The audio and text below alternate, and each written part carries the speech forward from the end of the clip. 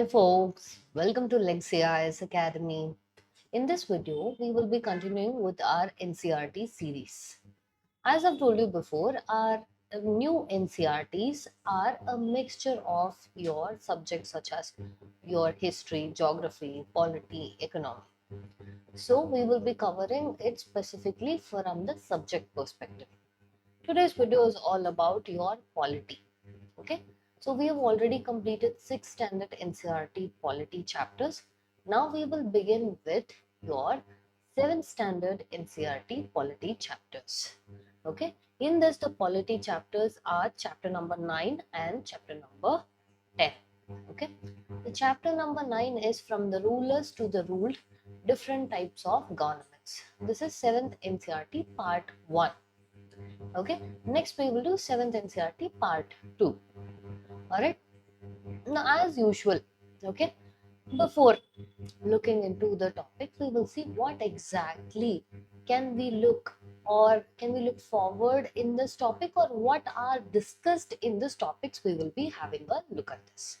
Okay, so in your 7th NCERT of Exploring Society, India and Beyond, Chapter 9, which is titled as From the Rulers and the Ruled to Types of Government, largely what we are talking means it explores the more of, let's say, a transition, okay, from historical monarchies to modern democratic systems, and also explaining how different government functions, and what is the role of citizens, and how power is used in various systems.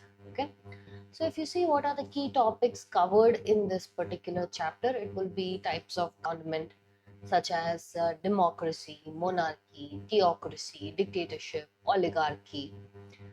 We will also be discussing about how government formation is done. For example, through democratic governments, it is formed through elections. Quite contrast to that is your monarchical, where you have hereditary rule. Okay, then we will also be discussing the citizens' role. Citizens' role discusses the shift from being the ruled subject to the ruler or participant of a democracy. Okay, at last we will also be explaining the impact of government, such as how today in our daily lives is government having a huge impact. Okay, so these are all the topics that we will be looking into in today's chapter. All right, now as usual, your NCERTs start with quotes, right? Look at this. A ruler's duties in the internal administration of a country are threefold. What is he supposed to do? So here, when we say democracy, democracy means it is rule of the people, right? So if you have to understand who is the source of authority in democracy, it is the people of that respective nation. Now, to understand more about democracy, your NCERT here has given us a school example. Let's just see how simpler sense way we can understand democracy through this example. So let's assume in a school, the normal functioning of the school will require a lot of planning, lot of functions, adherence to the rules, timetables has to be made, activities has to be planned for your no bag day. No bag day is something that your national education policy is prioritizing. What is no bag day means? Where students don't have to carry heavier bags. This will reduce your physical stress, mental stress, and also not just give priority to your rote based learning, okay, rather give more of vocational learning, right? So all these have to be made means your schools, okay, your schools also have to plan a lot of things. So what happened was the head teacher thought it would be easier if a student committee will be picked, okay, so that the students also will be involved in what things has to be planned in school, how can we make sure that, okay, these activities are followed, all of this. So what happens, the next day the head teacher goes and announces this in the assembly. Now After this, a lot of your grade 12 or 12th standard students tell that, yes, we are the older ones, we know everything, we will take care of this. Immediately, 11th standard students kept arguing, within few months you will be going out. After that, what happens? So it will be better if 11th standard students do it. Then what happened? The other students said only the higher grade students, if they take up. How about the lower grade students? How will they understand the issues of lower grade students is what they were discussing. So finally, here what we see is the issue of representation. You want to represent a student body. Which students are to represent? How can you represent themselves? This question from school, what we are taking, is true for the country also. Here, the magnanimity or the number of people will change. But at the end of the day, question is same. Yes. So they had few options. How shall we deal with this? First option is where everybody in the school will become part of the student committee and everyone takes responsibility. But see, this is very appealing because in this way, no one is getting hurt or upset or left out.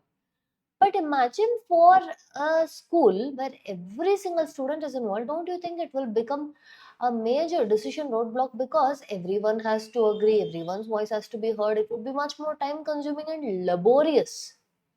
Don't you think so? It will defeat the purpose of the committee. So, irrespective of how appealing the first option sounds, the first option is warded out. Second option, the head teacher themselves chooses the students for the committee. See, this removes the issue for them to choose. But if the teacher alone chooses, then the children may not feel adequately represented, right? And also, there will be scenarios where they will not have enough things to be done on their own. Yes, you have to rely on someone else for your decision making. The third scenario would be where the students will choose the representatives themselves through voting. Okay, for each standard, let's say in that manner, the representatives will be the voice for these respective standards. If you see for the country also, how you run the country, okay, will all of India come together and to make the decision making? That is not very feasible, especially for a larger country like India, right? And also, if someone else is choosing, the voice of people may not be, or the representation may not be what the people's choosing are. So even for running the country, we choose the third option. What is that? We choose voting, and we elect representatives to make sure they will be the one who will take decisions on our behalf and who will maintain for the welfare of our cells. Okay, so this is how your democracy functions. Now let's see what are the functions of a government. First and foremost, in your previous classes only we have discussed that government has three organs, that is legislative, executive and judiciary. So these are the three different organs of the government. So in this, all three are given separate powers or areas of jurisdiction. That is, you will operate, your main role is to do this work only. Okay. For example, what is the work of legislature? If you see, it is creation of rules. Okay. Now these rules are very important, or laws are very important for running the country. Now who will make sure these laws are implemented means that is your executives. Okay. And also someone who will make sure that the laws and rules so made, if you violate it, okay, what should be your punishment, okay, will be dependent on your judiciary. Okay. So, democracy is determined as the rule of people, but how are we doing the rule of people? Through your elected representatives. So, in this manner, we are trying to run our country. Now, just because we say democracy doesn't mean every single country will do exactly the same thing as we are doing. Okay, there will be a large number of changes also in this. For example, if you are going to take up this mural image, what you see, it holds a placard which was very common phrase of your US President Abraham Lincoln. What is that phrase is government of the people, by the people, and for the people. Okay, now next look at this.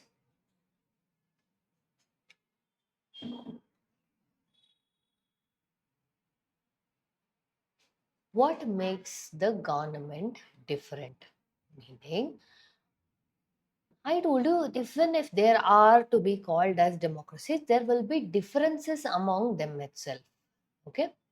First and foremost, let's ask a series of questions to get an answer as to what makes governments different across the countries.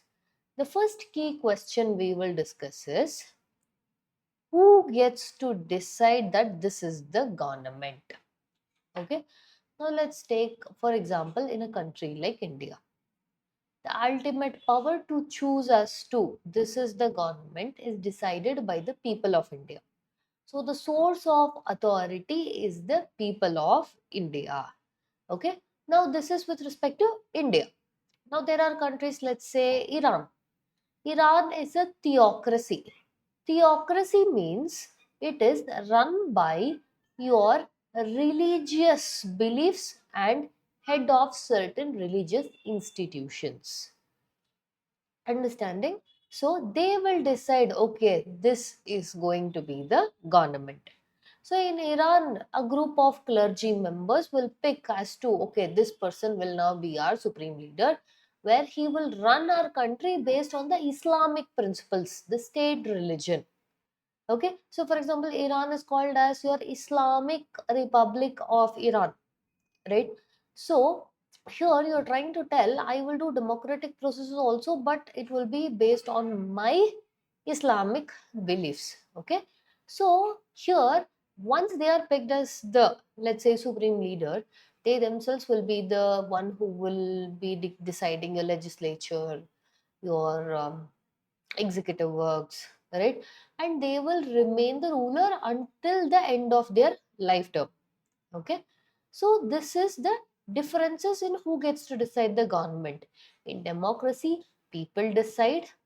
In theocracy, your head of religious institutions, in this case the clergy, decides. Okay, so this is the first question.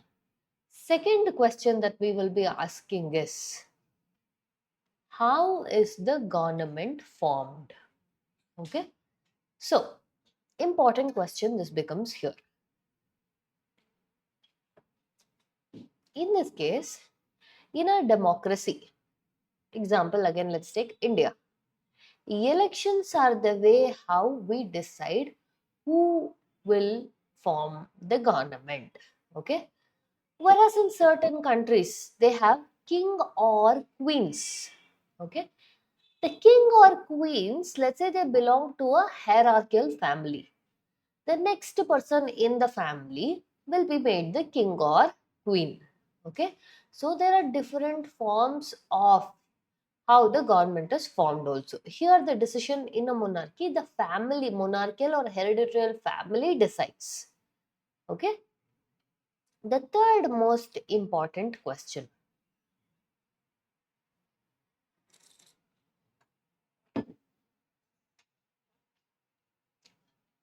What are the different parts of government and what do they do?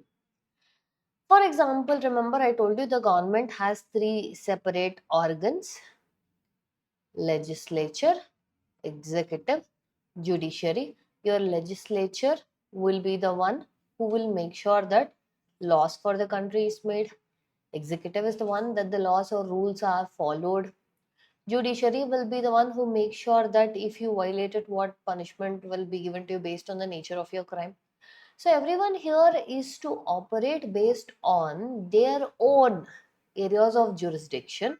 Okay, and all these rules as to legislature is supposed to do this only, not the judiciary work, all these kind of strict separation of power is written in a book called as Constitution of India. Okay, so this determines how your democracies work. Okay, the next most fourth important question is, what is the government working for and what are its goals that it wants to achieve? First and foremost, any government, be it is designed to work towards certain values and ideals. For example, in India, if you see, we have ideals such as equality, prosperity for all, okay? Because we are a democracy. Now, whereas if you say for some monarchies, it is to work towards the prosperity of certain families or certain groups. I'm not telling this is exactly how it is, but there are certain types of government which works or favors certain small section of people. Democracy, when we are talking about especially India, it is to work for the welfare of larger sections of the people. Okay, now if you see democratic governments around the world, okay, there are differences in this also. What are the differences if we see?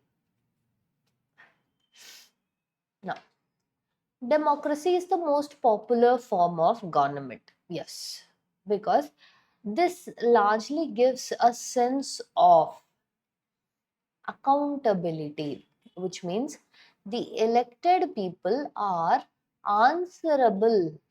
Okay, the elected representatives are answerable to the people. All right.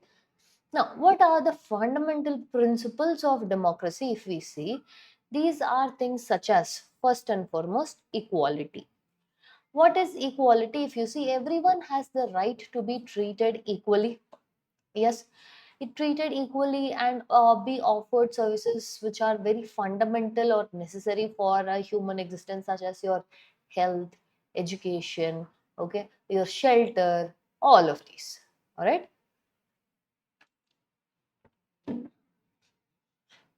Next is freedom.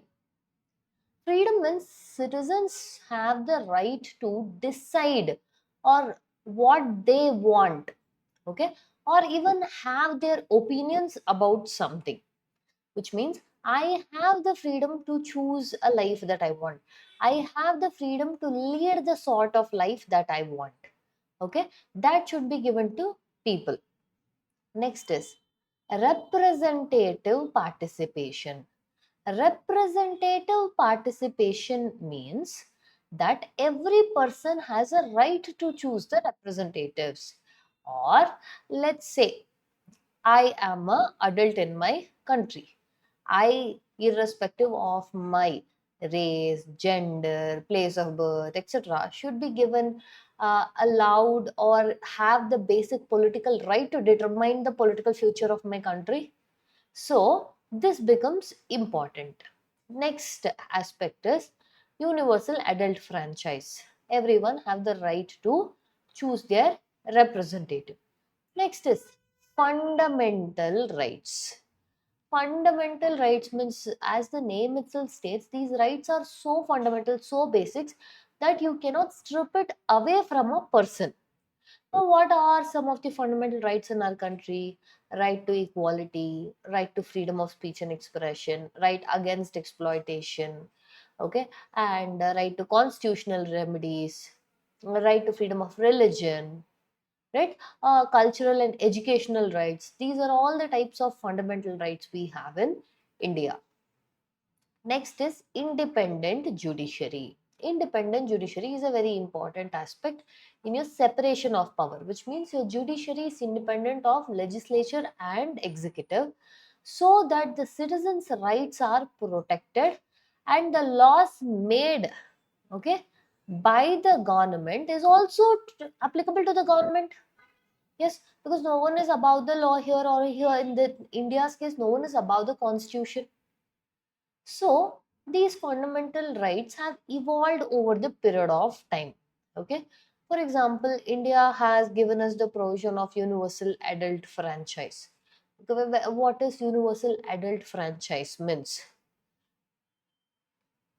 Irrespective of your gender, let's say you have to exercise your political right, you just need to be two things: citizen of India, by that I mean elector. Second is you have to be 18 plus years of age. Okay. Earlier, when beginning of the constitution pay, it was 21 plus years of age, but now it is 18 plus years of age. Now, universal adult franchise is a very important concept. You have to give that in order to make sure equality is there for everyone. But this principle is not followed by all the countries. What do I mean by that? For example, in Switzerland, women got the right to vote only in 1971. Whereas India, as soon as it got independence 1947, it told it will have universal adult franchise. Okay. Now we will see different forms of your democratic government itself. Now, when I say theocracy, that's an entirely different concept from democracy. But in democracy only, we have various types of democracy. What that is, let us see. The first one is direct democracy. What is a direct democracy? It is as the name itself state. The people directly participate in the decision making.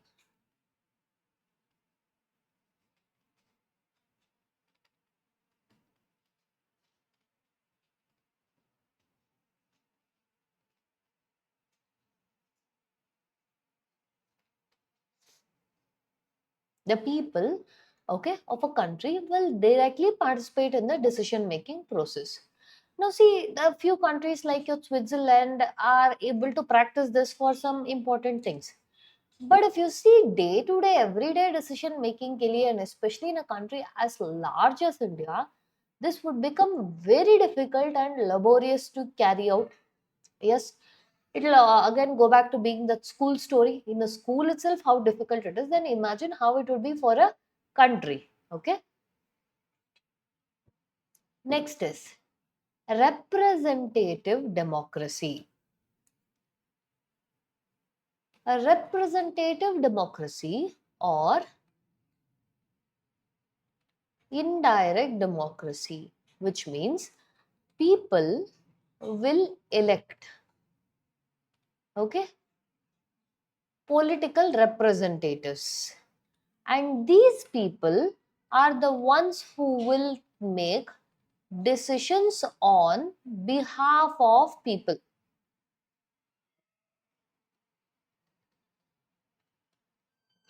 Okay, these people are the elected representatives are the one who will take the decisions on behalf of the people, and for that they are held accountable by the people.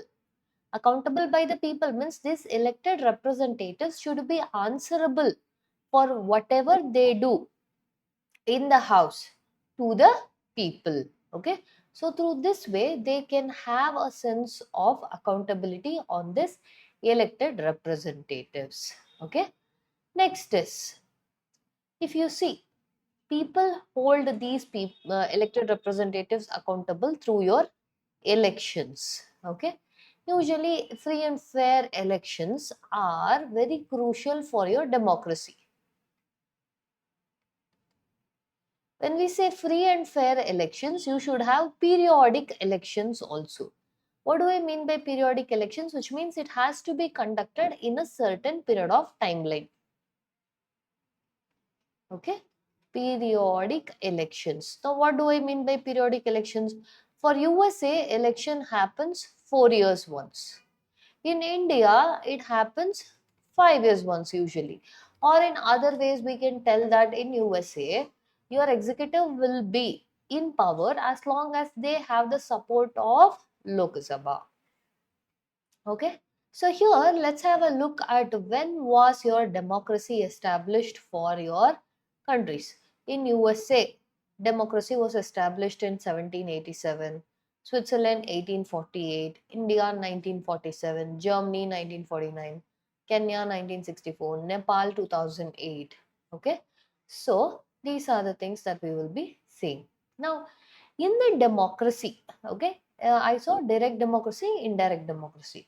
In indirect democracy itself, there are various types of indirect democracy. Okay, the first one we will be discussing is parliamentary democracy. Okay, or India has picked this type of your representative democracy.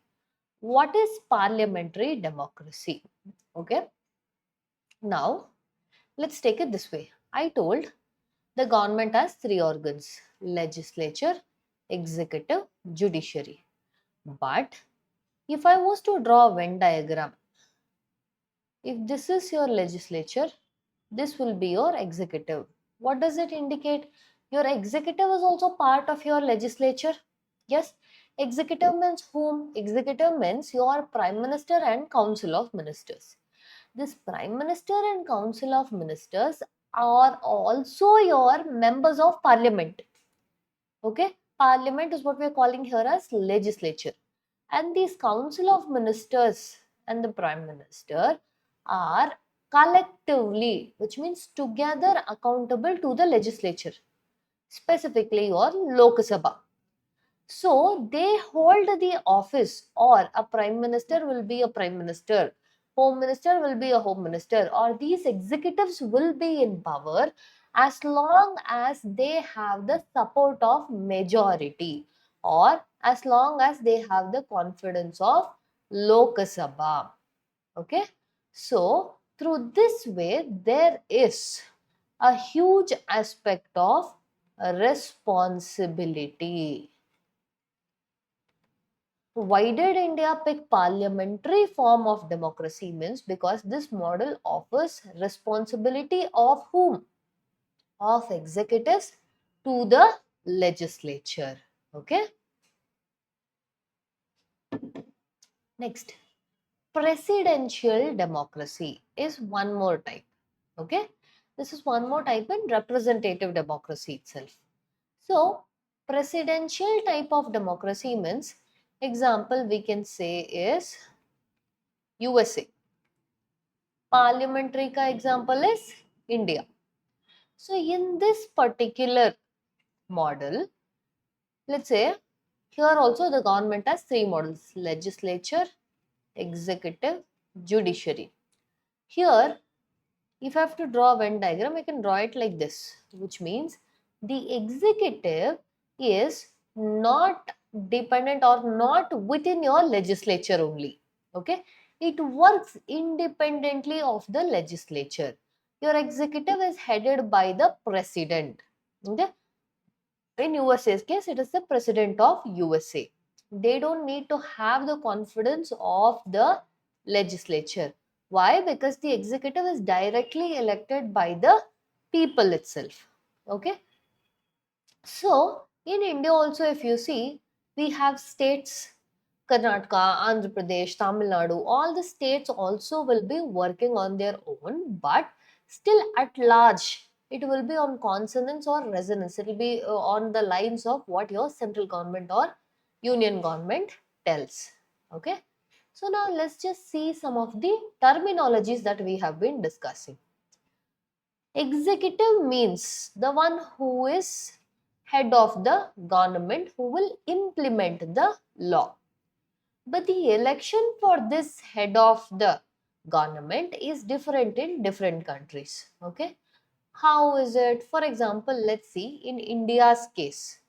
Who is the executive? Means Prime Minister and Council of Ministers. Okay. And this executive is answerable to the legislature. By legislature, in India, legislature has two houses. Okay, two houses pe, one house is Lok Sabha, one more house is Rajya Sabha. Lok Sabha is referred to as the lower house, Rajya Sabha is referred to as the upper house. In the between these two, Lok Sabha has slightly higher powers compared to your Rajya Sabha. Okay. Now, if you see with respect to judiciary, judiciary is independent from both your legislature and executive. This is in alliance with your separation of power principle in democracy. Next example, if we take of your USA. USA पे The executive is president. Okay, if you see the legislature in USA, it is called as Congress. Now legislature in our country was called as parliament, means in USA it is called as Congress. Congress पे also again there are two houses. Two houses के लिए previous chapters पे what I had told you, bicameral legislature. Bi means two, cameral means houses. So what are the two houses in USA's Congress? If we see, that is lower house, or called as House of Representatives, and upper house called as House of Senate. Now here both houses have equal power. Their judiciary is also independent from your executive and legislature. Next, if you see, is South Korea. South Korea ka executive is also president. Now their legislature is only one, unicameral, one house only, called as National Assembly.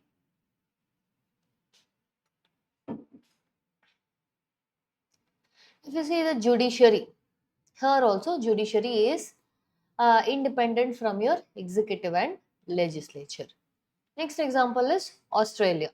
Australia also has a model of Prime Minister and Council of Ministers. Their legislature is bicameral, which means they have two houses. The two houses means it is upper house, lower house. Lower house is House of Representative, upper house is Senate. Okay, and both those houses have equal powers.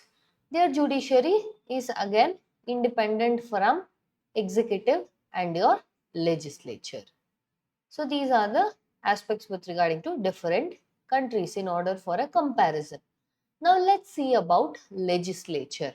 What is legislature? Means it is responsible for making laws for either whole of India or any part of India. In India's example, okay, in India the legislature is called as Parliament. USA it is called Congress. Okay, most democracies have two houses. Okay, but I also discussed the condition of South Korea here. It has only a single house. That is why we use most houses. Okay, so what are the most democracies have two houses, upper house, lower house. Okay, then with regarding to your separation of power, your judiciary is independent of legislature and executive. So these are some of the basic things with regarding to your legislature. Now in order to see how and all where your governments made throughout the course of history, let us take a look into the history, which means were there any instances earlier in the society, especially Indian society, where any republic was followed. What is this republic? First of all, republic means the head of state is elected and not a hereditary monarch. Okay, the head of the state will be picked by people rather than a particular family or coming from a particular family of hereditarily. Okay, so one example we can see in India where we had republic was your ancient India pe in your Mahajanapadas. Okay, so what happened here in Mahajanapadas, if you see, in history chapter also you would have seen earlier in the new beginning cities and states where, okay, in the Vajji or Vrijji Mahajanapada, especially your Lichavi clan, okay, there was a concept of collective decision making. That is, who will lead the Lichavi clan? The decision will be taken by leaders, okay, and not by any one particular family or chief or any one particular influential person. How would they select the person to lead the Lichavi clan? Means based on a person's merit, okay, rather than his birth status. Okay, so important positions were filled through your elections. Representatives met from various angles, discuss the issues. Everything has to be about people's welfare. So these kind of let's say the working was called as early republics that we have seen from very early ancient India period of time. Okay. Now the common people here also had certain voice. It was not that only few elders. Okay. The common people also had voice and made sure that their voices were heard. For example, one instant was your during Chola period. Okay. In Chola period,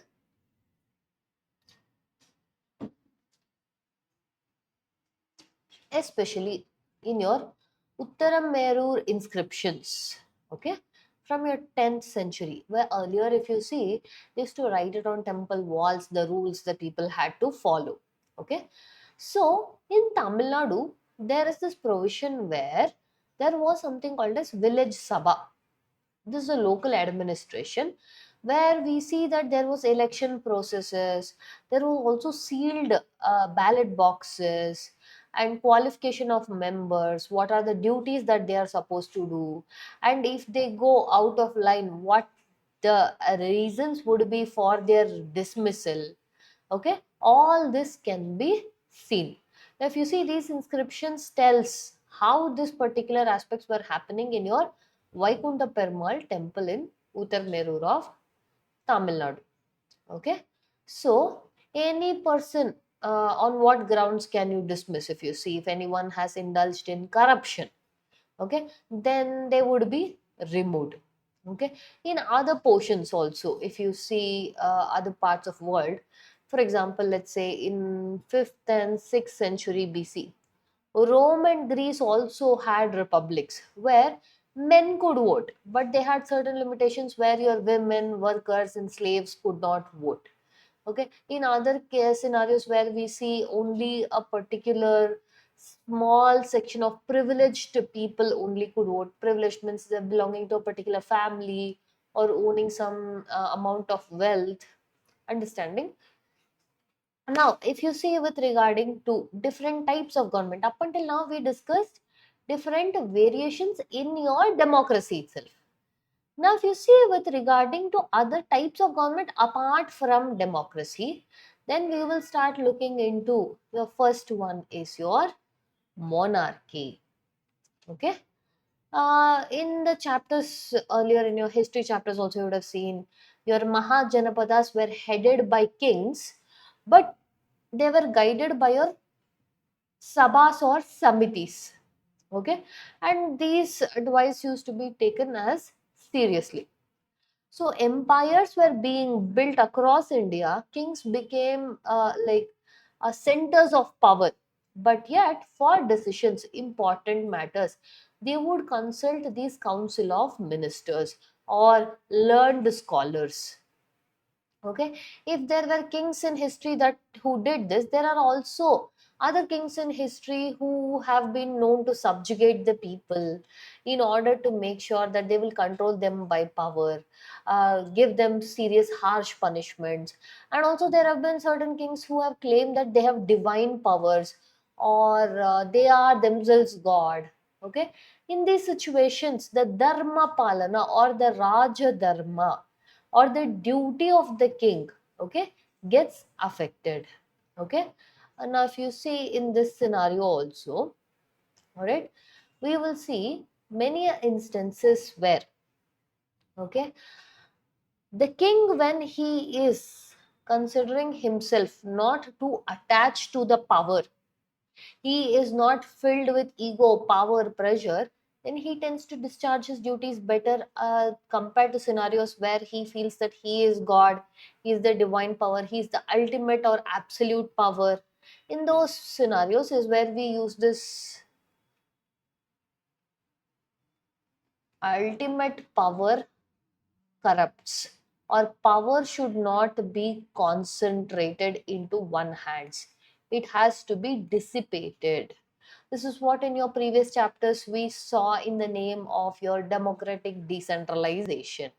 One of the aspects about democracy is power should not be concentrated in one hands, it has to be distributed. Okay. If you see, with respect to our epics, one of the most important Indian epic is Mahabharata. Okay. Mahabharata pe, there is one instance when Bhishma who was known as the wise elder of Kuru dynasty, while he was lying on a bed of arrows, okay, while awaiting death, he calls Yudhishthira and he teaches him the aspects of good governance, justice, and the moral responsibilities of a king.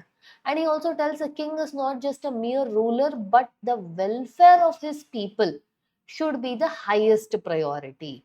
Okay, he must apply laws in a fair and just manner at all point of time. There should be no biasness.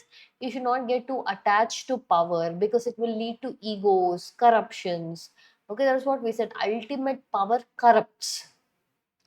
But rather, he must be in a situation where even though he wields power, he has to listen to the advice of your advisors, scholars, decision makers. So, he has to understand one main aspect is the power that he is holding is temporary. The ultimate thing that he has to uphold is dharma or your Raja Dharma. Okay, now, another instance we can see written by a scholar, Kalhana.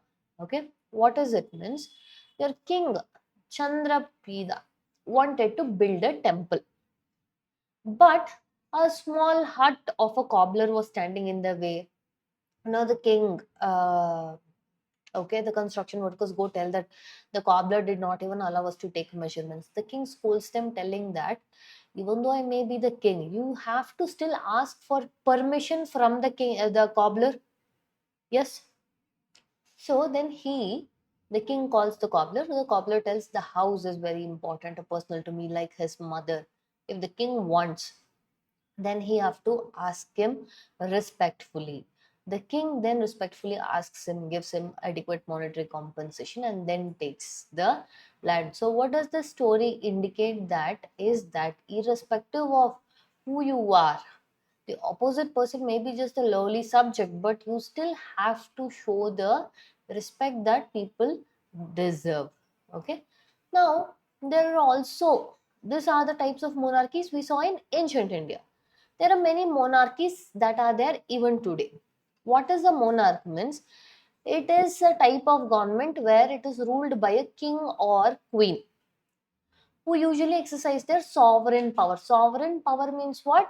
That your source of authority is the final and not determined by any other external powers. Okay, so in a sense, if this is my country, the internal affairs are also decided by me, the external affairs are also decided by me. Now, in monarchy itself, there are two types of monarchy. One is absolute monarchy, where the king or queen will have ultimate power, okay, with regarding to making laws, making sure that the laws are met, or punishing when these are violated. So, otherwise, in simpler terms, the powers of legislative, executive, judiciary are largely concentrated in their hands. Example, if you see Saudi Arabia, okay, Saudi Arabia is one such scenario where there is absolute monarchy. The king holds all the control, okay, and they will govern their country based on Islamic law. But this doesn't mean there will be no council of ministers. He will appoint council of ministers, but their advice is not binding on the king. Okay, next type of monarchy is constitutional monarchy. Okay, constitutional monarchy example we can tell is your United Kingdom, where they have a symbolic head of state. The king or queen is there, but they are not the ones who are having ultimate power in their hands. Okay, king or queen is just symbolic. A real power is with your parliament. Okay, who is headed by a prime minister and council of ministers who are elected by the people. Okay, so they are the ones who will be ultimately having the power. Next type is your theocracy. Okay, Theocracy means the government or the country is ruled by rulers of particular religion and religious leaders take the decision. For example, your Iran, Islamic Republic of Iran, has a system where it combines theocratic elements and also democratic governance, which means their country ka religion is or they operate based on the fundamental principles of your Islam. Okay, that is their country's official religion. The supreme leader of Iran is having complete control over your legislature, executive, judiciary, and also there may be an elected president, okay, and a parliament that will take care of everyday governance. But the overall aspects are all looked after by your supreme leader, okay. So other theocratic countries, if you see, are your Afghanistan, Vatican City, okay, these kind of things. Next type of government is your dictatorship. So what is a dictatorship means where one person or a very small group of people possess ultimate or absolute power, okay. They are not limited by any parliament, legislature, constitution, law, nothing. The 20th century or your 1930s onwards, we saw a large amount of your dictators.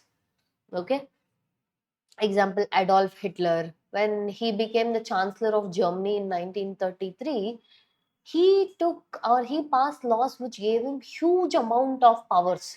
There was no opposition to check his powers at all. Okay, and your Hitler was of the opinion that they were the superior race and they have to subjugate or dominate the inferior race. Because of this, he committed one of the most cruelest atrocities of your Holocaust, killing of Jews. He alone has killed at least minimum 6 millions of Jews. Okay, so this in fact is what started your Second World War, wherein we see huge amount of human right violation, or when power gets concentrated in one person's hands. Okay, this is what it leads to. Another example we can see in history is of your Idi Amin. Idi Amin was a military dictator in Uganda where mercilessly he killed many thousands of people. Indians who had gone there or whose ancestors had migrated there had to fear and flee for their life. Okay, so all these showcases how difficult it becomes for people when one person takes the decision or when power is concentrated in one hands. Now, here to also say how other countries are right now, they have discussed here the story about Shane, who lives in North Korea. Okay. Now, what is the life of Shane? If you see, there is a defined set of rules for everything. As of now, he is serving in the military because there is a concept of compulsory military conscription where you have to serve in military. It is not whether you want or not, but you have to do. Okay, and also there are certain rules where your everyday lives are also determined by them. What haircut you have to have, what clothes you have to be. You can't even just use your internet to surf things as to what is happening in the outside world. So you also have members or your government is strictly watching as to whether you are adhering to these principles or not. When the tourists end up asking why all of you are having similar haircuts, the Shane further goes on to tell that he wants to explore new styles, but the government is the one that decides how a particular person has to maintain their hairstyles, how they should dress, how their wardrobe is decided. So here the concept of freedom is restricted. The freedom or one's life choices are determined by someone else. Here in this case, state. Okay, another type of government is called as oligarchy. Okay, it is what is this word oligarchy means? It's a Greek word which is stemming from oligos, means few, archo means rule or command. It is the rule by few.